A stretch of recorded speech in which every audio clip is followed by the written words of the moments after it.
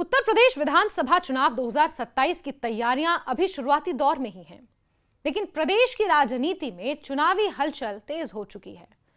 Bharatiya Janata party लगातार तीसरी बार सत्ता में लौटने की तैयारी में जुटी है। वहीं मुख्य विपक्षी दल समाजवादी पार्टी भी अपनी रणनीति में बड़े बदलाव करती दिखाई दे रही है। पिछले कुछ महीनों में समाजवादी पार्टी के राष्ट्रीय अध्यक्ष अखिलेश यादव की राजनीतिक शैली और सार्वजनिक बयानबाजी में आए बदलाव ने राजनीतिक विश्लेषकों का ध्यान खींचा है। कभी खुद को सामाजिक न्याय और पिछड़े दलित अल्पसंख्यक राजनीति तक सीमित रखने वाली समाजवादी पार्टी अब समाजवादी ही असली सनातन है जैसे नारे दे रही है। अखिलेश यादव सार्वजनिक मंचों से खुद को भगवान श्री कृष्ण, भगवान शिव, भगवान हनुमान का भक्त बता रहे हैं। इसके साथ ही पार्टी ने पीडीए यानी पिछड़ा, दलित और अल्पसंख्यक के नाम पर रथ यात्रा शुरू करने का फैसला लिया। ऐसे में सवाल उठ रहा है कि आखिर समाजवादी पार्टी की इस नई रणनीति के पीछे वजह क्या है और क्या ये हिंदू मतदाताओं के बीच अपनी स्वीकार्यता बढ़ाने की कोशिश है। राजनीतिक जानकारों का मानना है कि इसका सबसे बड़ा कारण उत्तर प्रदेश का बदलता हुआ वोट गणित है। विधानसभा चुनाव 2022 और उसके बाद हुए चुनावों के आंकड़ों ने यह संकेत दिया कि राज्य की राजनीति केवल जातीय समीकरणों तक सीमित नहीं रह गई है, बल्कि धार्मिक ध्रुवीकरण भी चुनावी नतीजों को प्रभावित करने वाला महत्वपूर्ण कारक बन चुका है। यही वजह है कि समाजवादी पार्टी अब अपनी पारंपरिक राजनीति के साथ साथ हिंदू मतदाताओं को भी साधने का प्रयास करती दिखाई दे रही है। उत्तर प्रदेश का सबसे बड़ा राजनीतिक पैच, उत्तर प्रदेश देश का सबसे बड़ा राजनीतिक राज्य है। देश की राजनीति का एक एपिसेंटर अगर कह दें तो गलत नहीं होगा। यहां विधानसभा की कुल 403 सीटें हैं, लोकसभा की 80 सीटें भी इसी राज्य से आती हैं। इसलिए यहां का चुनावी समीकरण राष्ट्रीय राजनीति की दिशा तय करने में अहम भूमिका निभाता है। मतदाता सूची के विशेष गहन पुनरीक्षण यानी कि एसआईआर स्पेशल इंटेंसिव रिवीजन के बाद सामने आए आंकड़ों के अनुसार प्रदेश में हिंदू मतदाताओं की संख्या 10 करोड़ से अधिक है। राज्य की लगभग 330 विधानसभा सीटें ऐसी हैं जहां हिंदू आबादी 60% से ज्यादा है। दूसरी ओर करीब 70 सीटें ऐसी मानी जाती हैं जहां मुस्लिम मतदाता चुनाव परिणामों को सीधे प्रभावित करने की स्थिति में है, डिसाइसिव कंडीशन में। ऐसे में किसी भी राजनीतिक दल के लिए हिंदू वोटों की अनदेखी करना आसान नहीं है। 2022 की बात करते हैं। जब 2022 के विधानसभा चुनाव के आंकड़े आए तो वो बताते हैं कि भारतीय जनता पार्टी को हिंदू मतदाताओं का लगभग 54% समर्थन मिला था। साल 2017 में यह आंकड़ा करीब 47% था, यानी 5 वर्षों में बीजेपी ने अपने हिंदू वोट प्रतिशत में लगभग 7% की बढ़ोतरी की। दूसरी ओर समाजवादी पार्टी को 2017 में लगभग 19% हिंदू वोट मिले थे, जो 2022 में बढ़कर करीब 26% तक पहुंच गए। ये कंपैरेटिव स्टडी पार्टियां भी करती हैं। ये भी लगभग 7% की बढ़ोतरी ही थी। हालांकि दोनों दलों के वोट प्रतिशत में समान वृद्धि देखने को मिली, लेकिन बीजेपी का आधार पहले से कहीं ज्यादा मजबूत था।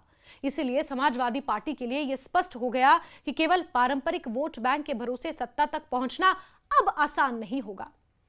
वहीं बहुजन समाज पार्टी को सबसे बड़ा नुकसान उठाना पड़ा। 2017 में जहां बसपा को लगभग 23% हिंदू वोट मिले थे, वहीं 2022 में यह घटकर केवल 14% रह गए। कांग्रेस की स्थिति कमजोर हुई और उसे 2017 के 4% की तुलना में 2022 में केवल 2% हिंदू वोट मिले। इन आंकड़ों में यह भी संकेत मिलता है कि बसपा और कांग्रेस के कमजोर होने का सीधा फायदा बीजेपी और समाजवादी पार्टी दोनों को मिला। लेकिन बीजेपी ने अधिक व्यापक स्तर पर हिंदू मतदाताओं को अपने साथ जोड़े रखा। राजनीतिक विश्लेषण का एक महत्वपूर्ण पहलू यह भी होता है कि जिन क्षेत्रों में मुस्लिम आबादी अधिक है, वहां हिंदू मतदाताओं का ध्रुवीकरण बीजेपी के पक्ष में और अधिक मजबूत होता दिखाई देता है। 2022 के चुनावी आंकड़ों के अनुसार जिन विधानसभा क्षेत्रों में मुस्लिम आबादी 20% से कम थी, वहां समाजवादी पार्टी को लगभग 30% हिंदू वोट मिले, जबकि बीजेपी को 51% हिंदू वोट प्राप्त हुए। लेकिन जैसे जैसे मुस्लिम आबादी बढ़ी, समाजवादी पार्टी के हिस्से आने वाले हिंदू वोट घटते चले गए। जिन क्षेत्रों में मुस्लिम आबादी 20 से 30% के बीच थी, वहां समाजवादी पार्टी को केवल 18% हिंदू वोट मिले, जबकि बीजेपी का समर्थन बढ़कर 59% तक पहुंच गया। इससे भी अधिक महत्वपूर्ण आंकड़ा उन क्षेत्रों का है जहां मुस्लिम आबादी 40% से ज्यादा है। ऐसे इलाकों में समाजवादी पार्टी को महज 8% हिंदू वोट मिले, जबकि लगभग 69% हिंदू मतदाता बीजेपी के साथ चले गए। राजनीतिक विश्लेषकों के अनुसार यह आंकड़ा इस बात का संकेत है कि जिन क्षेत्रों में मुस्लिम वोट निर्णायक भूमिका में होते हैं, वहां हिंदू मतदाता बड़ी संख्या में बीजेपी के पक्ष में एकजुट होते दिखाई देते हैं। इसके समानांतर मुस्लिम मतदाताओं का रुझान भी समाजवादी पार्टी के पक्ष में लगातार मजबूत होता गया। जिन क्षेत्रों में मुस्लिम आबादी 20% से कम थी, वहां समाजवादी पार्टी को लगभग 74% मुस्लिम वोट मिले, जबकि बीजेपी को करीब 14% समर्थन मुस्लिम्स का प्राप्त हुआ। जहां मुस्लिम आबादी 20 से 30% के बीच थी, वहां समाजवादी पार्टी को लगभग 80% मुस्लिम वोट मिले और बीजेपी केवल 4% पर सिमट गई। वहीं जिन क्षेत्रों में मुस्लिम आबादी 40% से अधिक थी, वहां लगभग 94% मुस्लिम वोट समाजवादी पार्टी के पक्ष में गए, जबकि बीजेपी को केवल 4% मुस्लिम वोट मिले। यह बात हो रही है विधानसभा चुनाव 2022 की। यही आंकड़े समाजवादी पार्टी की नई रणनीति को समझने की सबसे बड़ी कुंजी माने जा रहे हैं। पार्टी के सामने चुनौती यह है कि मुस्लिम मतदाताओं का बड़ा हिस्सा पहले से ही उनके साथ है। ऐसे में वहां वोट बढ़ाने की संभावना सीमित है। 94% से ज्यादा और कितना निकाल पाएंगे आप? दूसरी ओर हिंदू मतदाताओं के बीच बीजेपी की मजबूत पकड़ समाजवादी पार्टी के लिए सत्ता तक पहुंचने की राह कठिन बनाती है।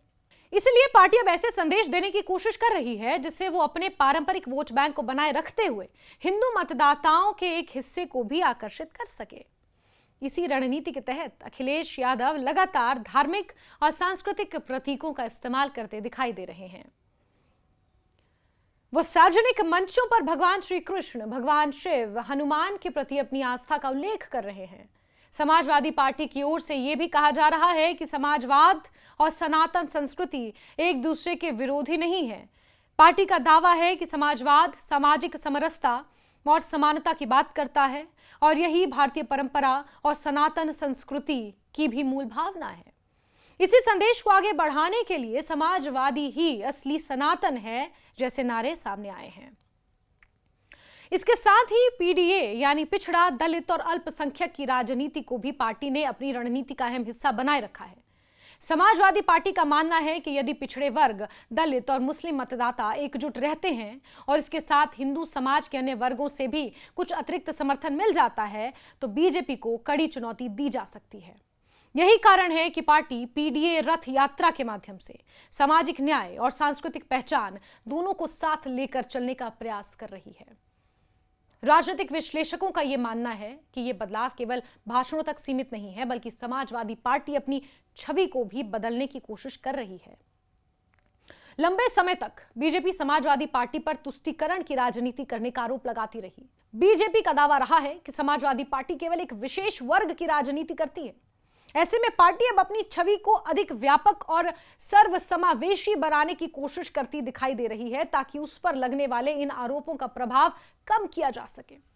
हालांकि यह रणनीति कितनी सफल होगी, इसका जवाब 2027 के विधानसभा चुनाव से ही निकलेगा। समाजवादी पार्टी के सामने सबसे बड़ी चुनौती यह होगी कि हिंदू मतदाताओं को आकर्षित करने की कोशिश करते हुए अपने पारंपरिक मुस्लिम वोट बैंक का भरोसा भी बनाए रखे। वहीं बीजेपी भी हिंदू वोटों पर अपनी मजबूत पकड़ बनाए रखने के साथ साथ पिछड़े और दलित वर्गों में अपना विस्तार करने की रणनीति पर काम कर रही है। कुल मिलाकर उत्तर प्रदेश की राजनीति में अब केवल जातीय समीकरण ही नहीं, बल्कि धार्मिक और सामाजिक पहचान की राजनीति भी समान रूप से प्रभावी होती दिखाई दे रही है। इसी बदलते राजनीतिक परिदृश्य को देखते हुए समाजवादी पार्टी अपनी रणनीति में बदलाव कर रही है। हिंदू मतदाताओं के बीच अपनी स्वीकार्यता बढ़ाने, पीडीए यानी कि पिछड़ा, दलित और अल्पसंख्यक के सामाजिक समीकरण को मजबूत करने और बीजेपी के मजबूत वोट बैंक में सेंध लगाने की कोशिश ही अखिलेश यादव की नई राजनीतिक लाइन का आधार माना जा रहा है। आने वाले समय में यह रणनीति कितनी प्रभावी साबित होगी और प्रदेश की चुनावी राजनीति किस दिशा में आगे बढ़ती है, इस पर पूरे देश की नजरें टिकी हुई हैं।